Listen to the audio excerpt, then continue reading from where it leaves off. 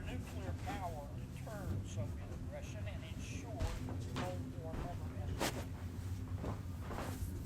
But today, fast forward, we no longer face this one. Russia still maintains the world's largest nuclear arsenal. But China's nuclear stockpile is growing rapidly.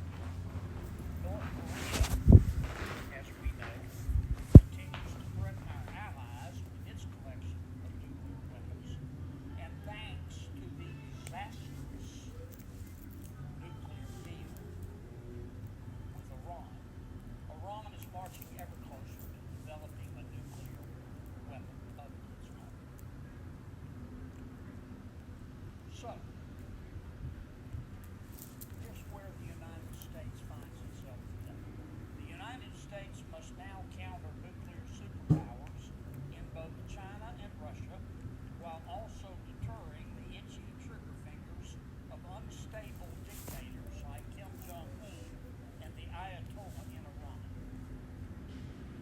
We should be innovating and preparing our nuclear arsenal for this new global dynamic, but instead our nuclear stockpile remains stuck in the world. That is just a fact. Put simply, America's nuclear stockpile is old and it is shrinking. And while modernizing our nuclear arsenal should be a top priority, our effort to restart nuclear weapon production has been riddled with delays and poor planning. And we do not have time to waste. The United States has not built a single nuclear warhead since the close of the Cold War. The United States has not built a single nuclear warhead since the close of the Cold War. Instead, we have focused on what we call life extension programs to keep our own weapons operational.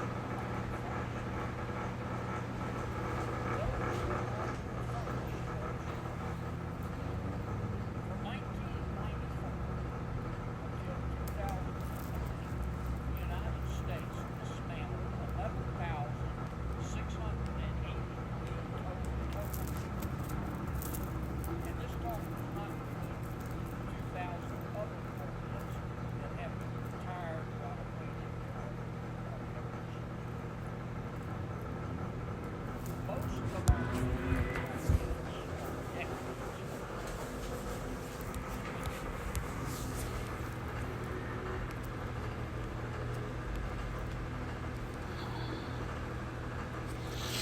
Ezekiel 38:11, and thou shalt say, I will go up to the land of unwalled villages.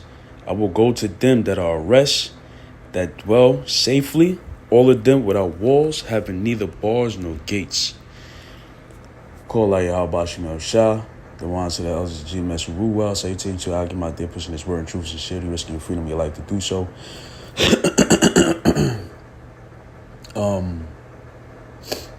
Yeah, man. I had to play, it's a little meat. There's a lot of meat in that video. And pretty much this guy, Senator John Kennedy, a part of the Kennedy family, Republican in Louisiana, he's saying how America is pretty much defenseless against their enemies in an upcoming in an event of a nuclear war. They're gonna struggle, you see, and it's prophecy, man. Ezekiel 38:11 states that these heathens shall say, "Let's go up to these." I read it again. And thou shalt say, "I will go up to the land of unwalled villages. I will go to them that are at rest and that dwell safely, all of them dwelling without walls, neither having bars nor gates." Because while Russia and China were stockpiling nuclear weapons in the event of a nuclear war, America was putting that money towards decadency, all right? Having a rich and lavish life, all right? Infrastructure towards, their country, building up their economies, you know, so they can live a prosperous life. And now they're in an event where they don't even have America's defense systems are trash. All right? They don't have anything, you see? And it's prophecy, man. I'm gonna make this video quick. Yeah. Let me see. It's what something I was looking for. Right.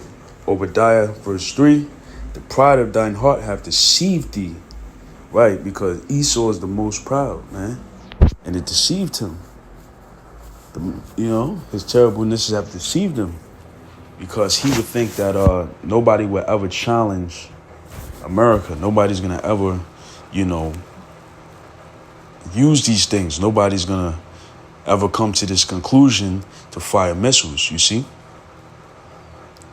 But, the scriptures say that terribleness have deceived him. His heart, meaning his mind, his lahab, his mind has deceived him. You see? Thou that dwelleth in the cleft of the rock. Right, because Esau, before he changed his name to white, in the middle of 1800s, he was considered Caucasian. What does Caucasian mean? A cave dweller, all right? Because Esau was known to have his habitation in the caves. Whose habitation is high, that saith in his heart, who shall bring me down to the ground. This video is definitely recommended to watch. It gave me goosebumps for how unprepared America is to this coming nuclear war. This is Isaiah 13, verse 19. I started 17. Behold, I will stir up the Medes against them, but shall not regard silver, and as for gold, they shall not delight in it. Man, who is the Medes? You got the Persians, the Iranians, the Medes. They're like the Middle East, pretty much.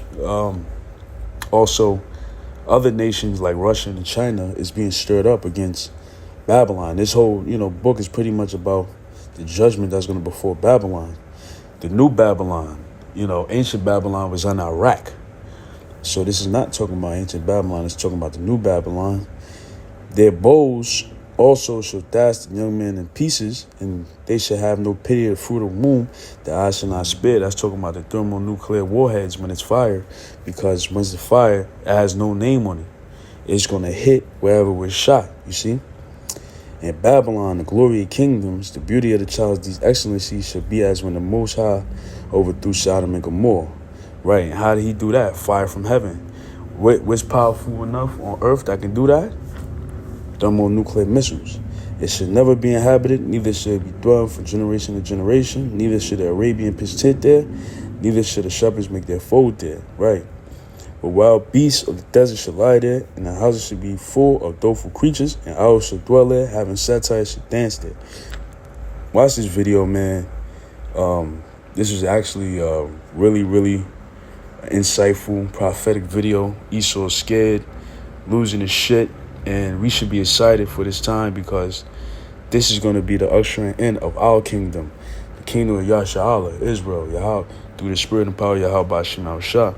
So with that, I want to give all praise to Yahweh Shema Shah, the honors to the elders who've been sanctified and called of the Lord to teach the nation of Israel. And double honors to you, Akin. Salutations to you, Akin. Peace be unto you for risking your life and your freedom to push this heavenly message from the Heavenly Father. So with that, shalom.